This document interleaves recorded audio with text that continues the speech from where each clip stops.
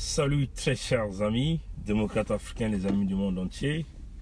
Nous sommes ici à Toronto au Canada et nous sommes au matin du 4 avril 2019. Bon, nous condamnons avec la plus grande énergie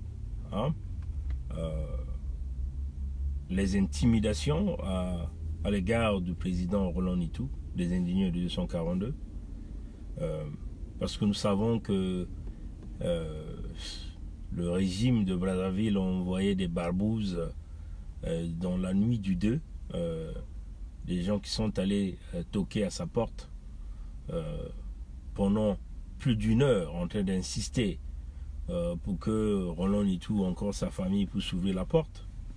Bon, heureusement que le président Roland Itou ne s'y trouvait pas et que sa fille a pris la conscience de ne pas ouvrir la porte aux voyous qui étaient certainement venus le faire du mal. La fille rapporte que ces individus étaient accompagnés des sacs noirs, c'était des costauds. Bon, nous comprenons que vous ne pouvez pas visiter la maison de quelqu'un à minuit, donc vous voyez l'intention derrière ce genre d'attitude. Donc nous condamnons avec la plus grande énergie ce genre de manipulation. Un gros message que nous voulons lancer aux indignés de 242, augmenter le système de sécurité autour de vous. Comme vous le savez, nous sommes décidés de combattre un régime qui n'a jamais hésité de tuer, qui n'a jamais hésité de faire le mal. C'est tout un système, hein? C'est tout un système. Ces gens-là ne savent que faire le mal, ils ne savent qu'intimider, ils ne savent que la répression, ils n'ont aucune solution sur les problèmes du Congo. Et donc, c'est à nous d'être de plus en plus prudents. Mais ça aussi, ça ne doit pas aussi nous effrayer, hein. Au contraire, ça nous donne encore beaucoup d'énergie et beaucoup de munitions pour continuer à lutter, à démontrer à la face du monde entier que nous faisons face aux gens qui n'ont aucune vision de pouvoir changer les choses au Congo. Des gens qui veulent toujours rester dans le mal, intimider, assassiner, détruire. Vous voyez? Mais nous soutenons à 100% le président Roland Itou et nous demandons encore au président Roland Itou et à tous les autres, ceux-là qui sont en train de lutter pour les problèmes du Congo, d'augmenter la sécurité, la vigilance autour d'eux, d'augmenter la vigilance autour d'eux. Parce qu'il faut le dire que la première sécurité, c'est d'abord nous-mêmes. Hein, c'est d'abord nous-mêmes. Avant que les autorités policières des pays ou des endroits où nous vivons ne puissent venir au secours, mais nous devons d'abord nous-mêmes nous préparer, c'est-à-dire que préparer les conditions de sécurité autour de nous, préparer aussi nos techniques, hein, pour ce que nous appelons de s'auto-protéger, hein, de s'auto-protéger.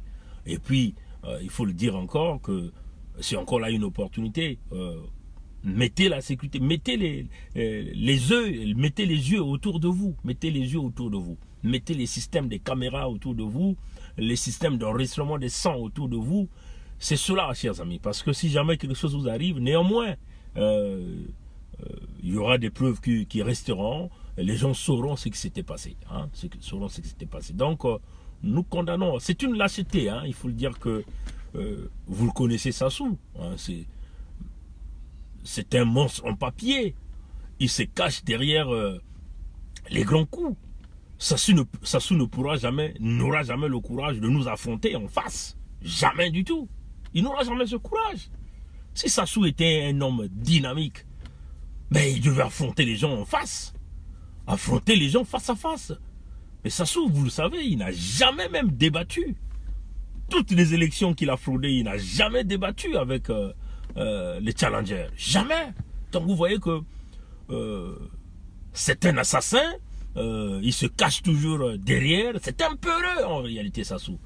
Il vient toujours derrière vous pour essayer de vous poignarder. C'est comme ça que ça soit toujours opéré. Si vous voulez affronter Roland Itou, affronter Roland Itou face à face, au lieu de chercher à venir nuitamment intimider sa famille, toquer sa porte, venir avec des armes pour pouvoir l'assassiner. Vous voyez, c'est des gens qui ne peuvent pas opérer dans la journée. C'est-à-dire étaler le bagage intellectuel, le conteneur des arguments. Ils ne peuvent pas. C'est des brutes. C'est des brutes. Voilà pourquoi ils aiment la violence, ils aiment la répression, ils aiment l'argent, ils n'aiment pas le discours. Vous voyez? Donc on le dit, soutien à 100% au président Roland Nito. Bon, nous savons ce qui est en train de se passer à Paris. Hein? Nous avons déjà, Ayatonga avait déjà parlé de ça aussi. La tentative d'assassinat du général Mbaou, ça c'était encore une grâce qui a fait qu'aujourd'hui le général Mbaou est debout. Vous voyez? Où est la police de la France pour protéger des gens qui sont allés chercher la protection sur leur territoire? Vous voyez? Vous voyez, chers amis? Donc nous demandons à nos amis des indignés et à tous ceux qui résistent dans le régime criminel de Brazzaville de remonter la vigilance. Mais vous devez savoir que vous nous élevez de plus en plus à l'étape de l'esprit. Hein, quand vous agissez de cette façon, de cette manière lâche, incapable de mener des véritables débats, vous préférez la violence. Vous voyez, voilà pourquoi nous sommes en train de le dire, que déboulonner Sassou ne passera pas par un dialogue. Parce que l'homme est habitué à la violence. Quand il se prépare d'emmener des groupes de gens toquer la maison d'un Congolais en Europe, qui n'est même pas son pays. Vous voyez qu'il déplace la criminalité du Congo jusqu'en Europe et jusque même au Canada. C'est ça la réalité. Parce qu'ils avaient dit, au cours d'une réunion, avec ces généraux, ils ont dit que des gens comme des Bernard Pongui étaient des dangereux à leur pouvoir. Donc, ils ont déjà étalé toutes les machines pour nous identifier, pour nous assassiner. Vous voyez que c'est des lâches. Hein, Sassou, c'est un brute. Hein, c'est un brute, il n'a pas de cerveau. C'est qui sait se couper, tuer, voler. C'est ça la réalité. Donc vous voyez que, chers amis, on le dit encore, tout ça, ça nous donne des arguments nécessaires pour encore expliquer à cette communauté internationale qui continue de supporter Sassou que on ne peut plus continuer à travailler avec un criminel, un assassin, un voleur, un pilleur, un destructeur. Vous voyez?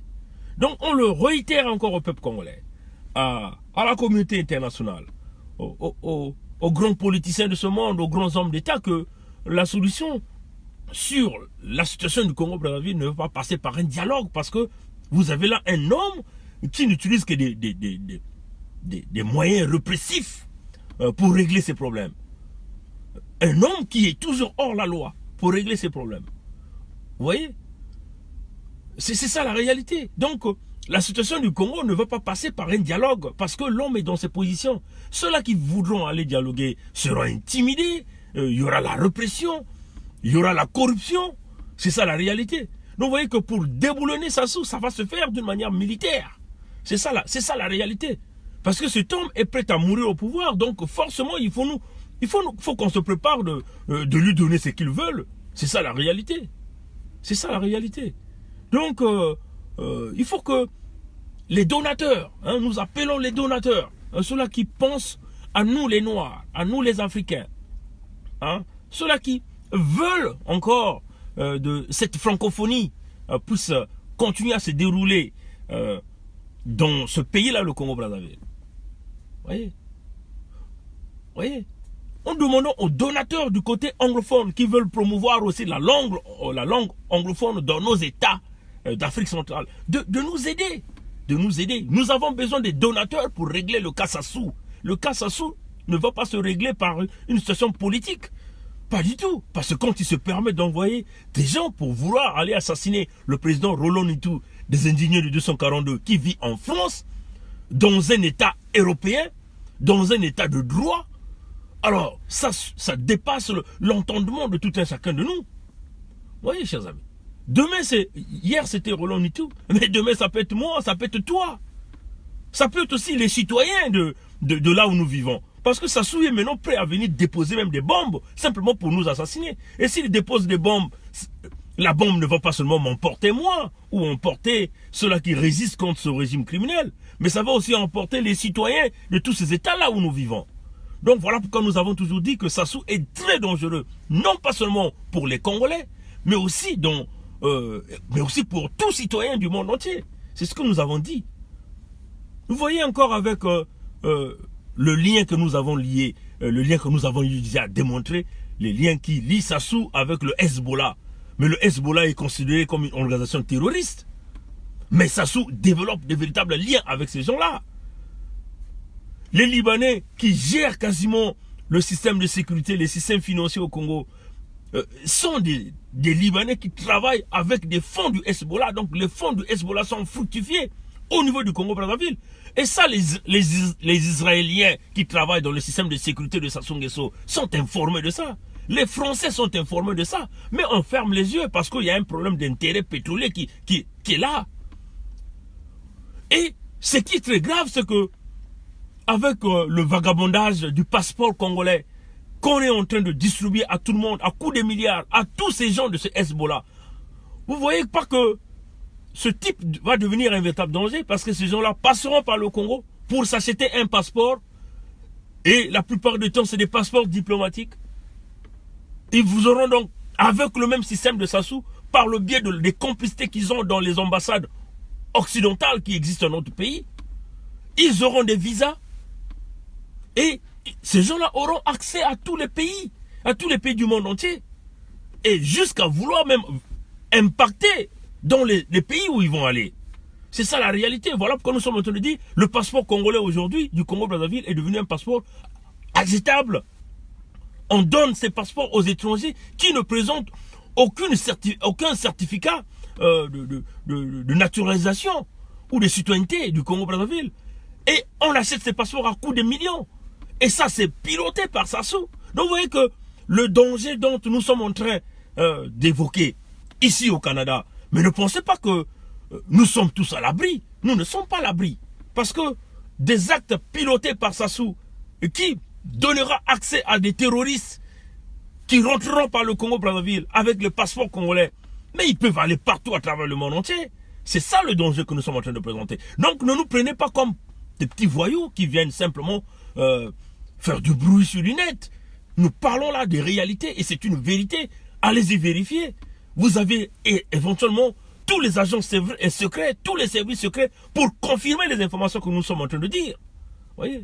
Donc vous voyez que on le dit, Sassou est un danger, non pas seulement pour les Congolais, mais pour tout le monde entier, pour tout citoyen du monde entier. Souvenez-vous, l'explosion de l'avion UTA, DC-10 de UTA, la bombe était rentrée à Brazzaville. L'exécuteur de ce projet, comme même qu'on a dit que c'était Kadhafi qui était le commanditaire, mais qui a fait l'exécution? C'est Sassou Nguesso. Mais tout ça, ça a été protégé par la France, parce que Sassou donne le pétrole, le gaz gratuit à la France. Donc il faut protéger ce pantin, ce préfet de la France. Oui, chers amis. Voilà pourquoi cet homme peut se pavaner à travers le monde entier, sans pourtant être inquiété. La corruption a gangrené le système diplomatique, le système de sécurité dans tous les autres pays. Et on continue à dérouler le tapis rouge à ce criminel, à ce bandit de grand chemin au nom de Sassou Denis. C'est ça la réalité. Donc, on le dit, citoyens du monde entier, ne nous prenez pas pour des petits cons. Nous avons là un petit cerveau, quand même qu'on est noir, mais nous réfléchissons. Et ce que nous sommes en train de dire est une vérité vérifiable par tout un chacun de vous, puisque vous avez les systèmes les plus performants pour vérifier nos informations. Donc Sassou est un danger. Quand il envoie des gens à minuit toquer à la porte de Roland Nitou pour lui faire du mal, un compatriote congolais qui dénonce simplement les mauvaises pratiques, la mauvaise gestion, les répressions, la privation des libertés, la privation du droit à la parole, le déplacement des Congolais d'un point A à un point B, alors ça devient un problème. Non, chers amis. Qui dénonce simplement les biens mal acquis, le pillage d'argent, où on acquiert des biens immobiliers pendant que le peuple congolais souffre. On veut vouloir les assassiner. Vous voyez? Et ça, c'est inacceptable. C'est inacceptable et que ces pays qui nous ont reçus puissent permettre que Sassou vienne s'aimer le désordre dans ces pays-là. C'est inacceptable. Nous ne pensons pas que le Canada va se permettre d'accepter que Sassou envoie ces gens pour venir nous assassiner sur le territoire canadien. Sinon, ça sera une honte pour ce pays. Vous voyez, chers amis. Donc, on le réitère. Regardez, avec la crise des bourses non payées à travers le monde entier. Sur les 2000 étudiants que Sassou a envoyés à Cuba pour aller étudier la médecine, il y a 1825, plus de 1825 Congolais ressortant du nord du Congo. Donc ce sont les parents de Sassou qui sont là. Ce sont les parents des gens qui sont dans le Parti congolais du travail, les gens qui sont dans le système de la répression de Sassou Nguesso. Mais ils les ont envoyés à Cuba. Aujourd'hui, minimum 27 mois de bourse non payée. Et ces gens-là sont obligés de se lever à l'étape de l'esprit, quand même qu'ils sont des enfants ressortant dans ce système de Sassou. Donc vous voyez que c'est une jeunesse qu'on a simplement abandonnée. Donc, chers amis, que vous soyez du Parti congolais du travail, du système Sassou ou de l'opposition, nous avons les mêmes problèmes. Nous sommes victimes d'une vieille génération, d'une classe politique qui est décidée à pouvoir nous croquer. Nous faisons face aux crocodiles, aux gens qui se sont décidés de s'installer, de rester là et de nous broyer. Donc il va falloir que nous prenions la conscience. Voilà pourquoi nous félicitons déjà les 1825 ou les 1835 ressortissants du nord du Congo qu'on a envoyé étudier à Cuba, qui se sont simplement décidés de dire non, pas question de protéger nos parents qui travaillent avec Sassou. Il est le temps que nous puissions lever nos voix jusqu'à ce que la police cubaine puisse réagir. Et ça fait le tour du monde entier.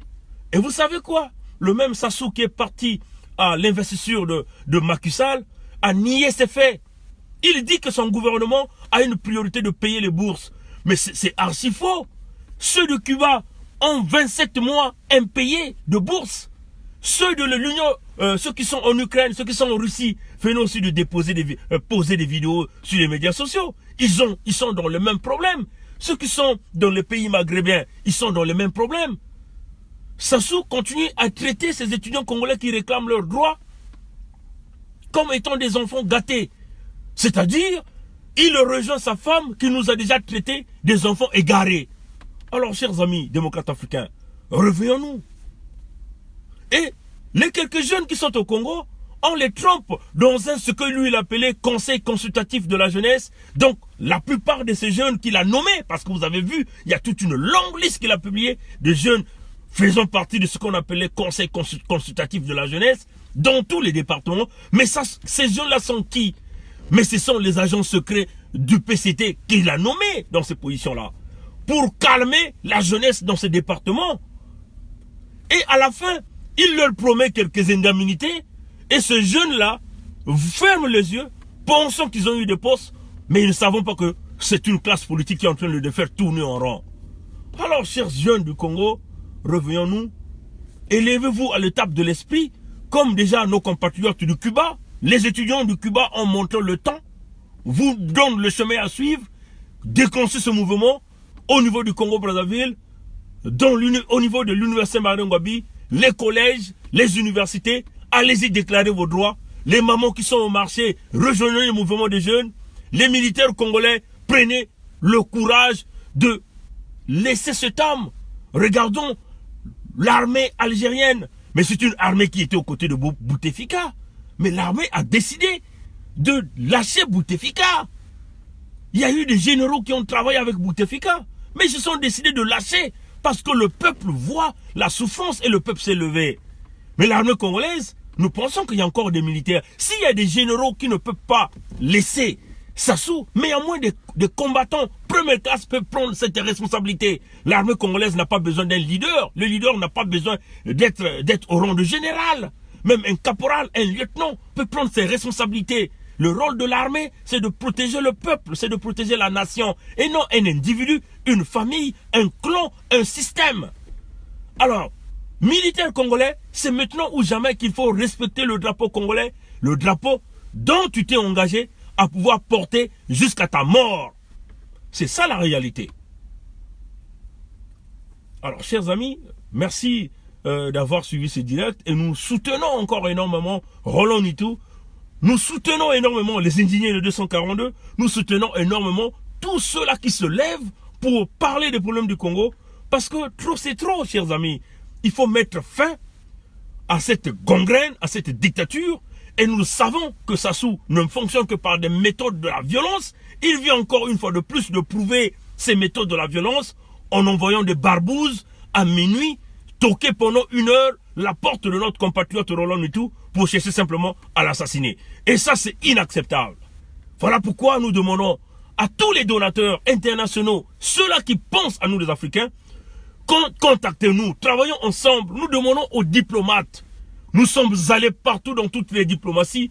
Il est temps que vous nous souteniez pour mettre fin à cette gangrène, à cette dictature au Congo-Brazzaville. C'est une dictature qui ne comprend que le langage de la violence. Alors imposons-lui aussi cette violence par l'équilibre de forces militaires que nous sommes en train de chercher. Parce que la solution politique ne se fera que si et seulement si. Peut-être que ceux qui soutiennent la dictature de la France l'imposent. Mais pour le moment, nous voyons que ces gens-là sont toujours avec lui. Donc, imposons à Sassou la méthode de la violence que lui, il veut exercer. Imposons-lui la force militaire pour pouvoir le déboulonner de là. Seul moyen de chasser Sassou avant de prévenir l'hécatombe du Congo. Encore pour les Mbossi, nous vous réitérons, ça va être difficile pour vous. On vous le dit, aujourd'hui vous êtes en train de vénérer votre roi, mais nous prédisons que vous serez en difficulté dans ce Congo après le régime de Sassou. Parce qu'on le dit, on vous le dit, un règne ne durera pas éternellement. Il y a eu des grands rois qui sont tombés. La Bible des chrétiens nous dit que Goliath était un costaud, mais David était un petit, mais Goliath était tombé. Ça, c'est la Bible des chrétiens qui le dit. Des exemples dans le système politique, on en a vu. On a vu des Samuel Doe, des hommes forts, mais ils se sont retrouvés en fourmis. On a vu les Mobutu, on a vu des Kadhafi. Donc, chers amis, chers parents du PCT, aujourd'hui, vous aviez le soutien du système politique de la France, mais souvenez-vous que les États occidentaux ne voient que les intérêts. Si nous sommes capables de leur apporter ces intérêts, ils peuvent aussi rester de notre côté. Et la vie est une roue, la roue va tourner, vous serez dans la partie d'en bas. Travaillons ensemble pour libérer l'Afrique, pour libérer le Congo de la dictature, pour protéger les citoyens du monde. Nous avons encore envie de Roland et tout. Nous avons besoin des indignés et nous avons besoin de tout le monde. Que Dieu nous garde, que Dieu nous bénisse. Passez une bonne journée.